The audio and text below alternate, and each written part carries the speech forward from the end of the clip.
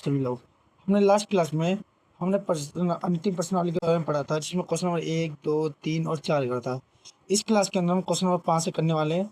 चलिए इसी साथ हम अपना शुरू करते हैं। क्वेश्चन नंबर 5 से कह रहा है, यदि ऋणात्मक संख्या नहीं होती तो निर्देशांक पद्धति कैसी होती? क्या इस पद्धति से द्विविमीय तल तल में सभी बिंदुओं को अंकित किया जा सकता है? ठीक है, इसको हम बेसिकली हमें ग्राफ के प्रश्न नंबर 5। ये एक्स की लाइन होती है, एक्स अक्ष, ये होता है वाई अक्ष। ठीक है, इधर की संख्या क्या होती है प्लस, और प्लस की होती है एक्स और वाई की। इधर एक्स माइनस का होता है, लेकिन वाई किसका प्लस का होता है। इधर एक्स भी माइनस का और वो वाई भी माइनस का।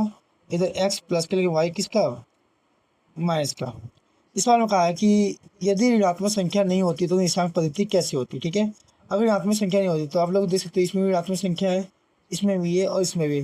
केवल एक ही ऐसी पद्धति है जिसके अंदर ऋणात्मक संख्या नहीं है। ठीक है,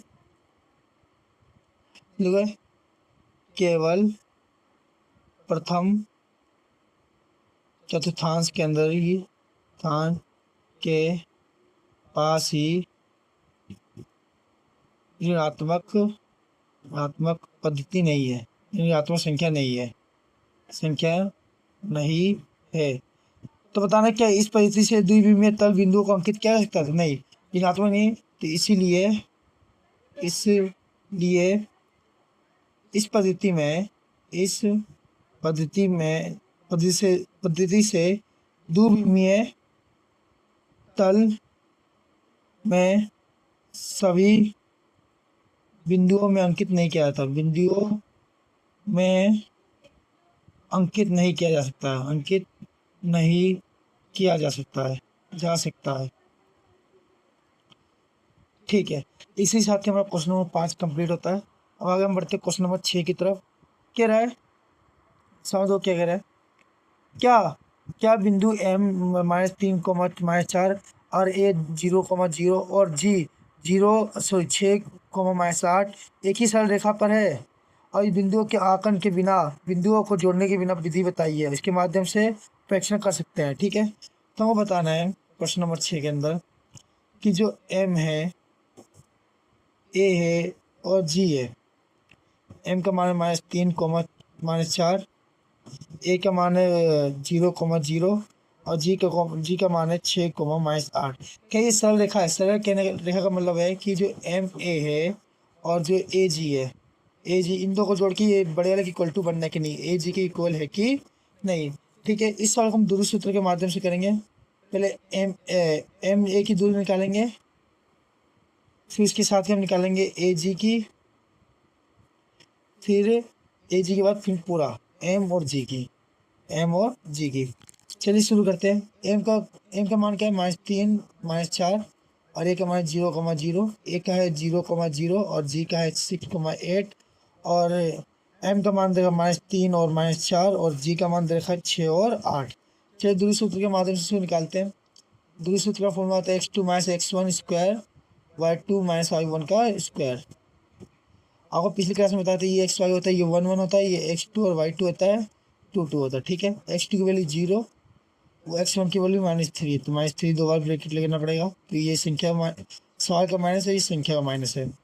ऐसे y2 का मान 0 और y का मान -4, तो दो बार माइनस लगाना पड़ेगा स्क्वायर। पहले उसको सोल्व करते हैं, माइनस माइनस प्लस 3 स्क्वायर, 0 और 4 माइनस प्लस 0 + 4 का स्क्वायर। 0 में 3 जोड़ेंगे तो 3 ही आएगा, 3 का स्क्वायर। 0 में 4 जोड़ेंगे तो 4 का स्क्वायर। 3 का स्क्वायर 9, 4 का स्क्वायर 16। 9 और 16 कितना होता है 25, 25 किसका स्क्वायर होता है 5 का। इसका आंसर आया 5। ऐसे हम इसमें दूरी सूत्र लगाएंगे, x2 - x1 का स्क्वायर, y2 - y1 का स्क्वायर। ये एक्स वाई होता है 1 1, एक्स वाई 2 2। तो x2 की वैल्यू कितनी 6, x1 की वैल्यू 0 स्क्वायर, y2 की वैल्यू 8, y1 की वैल्यू 0। 6 में से 0 गया 6 आएगा, और 8 में से 0 गया 8 आएगा। 6 का स्क्वायर 36 और 8 का स्क्वायर 64। 36 और 64 कितना होता है 100 होता है। 100 किसका स्क्वायर होता है 10 का। ठीक है, नेक्स्ट एम और जी का सेम फॉर्मूला, x2 - x1 का स्क्वायर, y2 y1 का स्क्वायर। ये 1 1 होता है और ये 2 2 होता है। वैल्यू रखते हैं इसकी, x2 की वैल्यू 6, x1 की वैल्यू -3, दो बार ब्रैकेट लगाना पड़ेगा, एक सवाल का फॉर्मूले का ब्रैकेट और एक इसका। उसके ऐसे y2 का 8 और y1 कितना है -4, तो दो बार ब्रैकेट इसमें भी लगेगा। ठीक है, फिर ब्रैकेट सोल्व करते छोटा वाला, माइनस प्लस 3 प्लस 6 प्लस 3 का स्क्वायर 8 माइनस प्लस 8 प्लस 4 का स्क्वायर, 6 और 3 9 का स्क्वायर और 8 और 4 12 का स्क्वायर। 9 का स्क्वायर कितना होता है 81 और 8 12 का स्क्वायर 144 होता है। ठीक है, जोड़ते हैं 5 8 8 12 हंस लगा 225, 225 कैसे होता है 15 का। ठीक है, इसका है 15। हमें बताना है कि ये सरल रेखा है कि नहीं।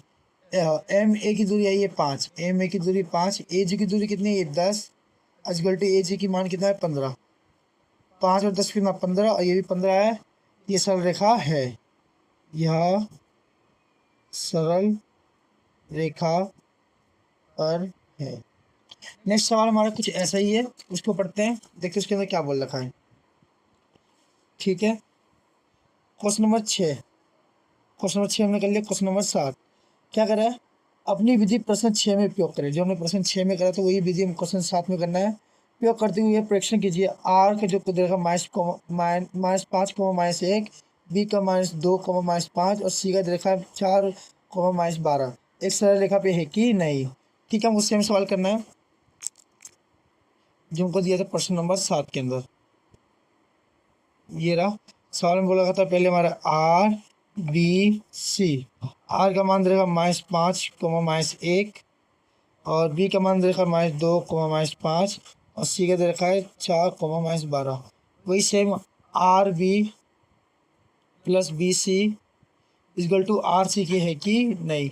हम इसमें वही करेंगे, पहले आर बी की दूरी निकालेंगे, आर बी की, ठीक है, फिर बी सी की, बी और सी की और साथ में आर और सी की।